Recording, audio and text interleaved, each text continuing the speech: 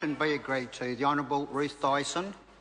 Thanks very much. So, the Minister made it sound like it was Eugenie Sage's fault that we're about to break a 27-year-old agreement. Shame on you. I thought you opposed the logging of timber, our native trees. But no, Minister Smith managed to divert the responsibility completely away from himself when actually he is the Minister of Conservation. Tonight we've seen an extraordinarily arrogant, out-of-touch demonstration from the Minister, Nick Smith, from Jerry Brownlee and actually from the entire National Party. Just rode roughshod over all the quite serious amendments that were proposed by the Green Party and by Labour. Mr Speaker, I think this has not been an exercise in pragmatism. I think it's been a cheap political stunt, and I resent the Parliament's time being used for this sort of exercise.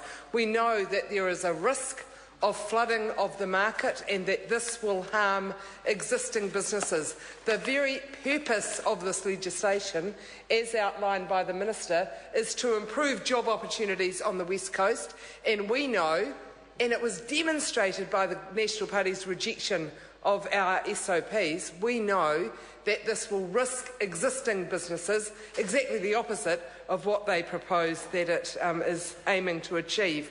We know it will have a negative impact on the Silna owners. How many years has that group of people battled for what was rightfully theirs, and now it's at risk? Without any consultation, without any engagement, they would have heard this news over the radio or in the newspaper, not with any proper process of input from them.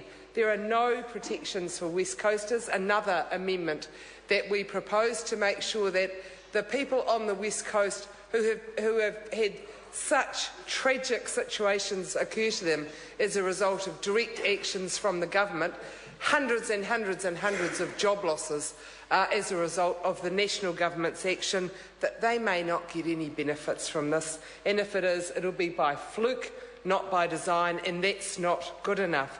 The worst thing, Mr Speaker, from my perspective, is that this shows a blatant disregard for the long-standing agreement that we have had as a Parliament to protect our native trees from logging.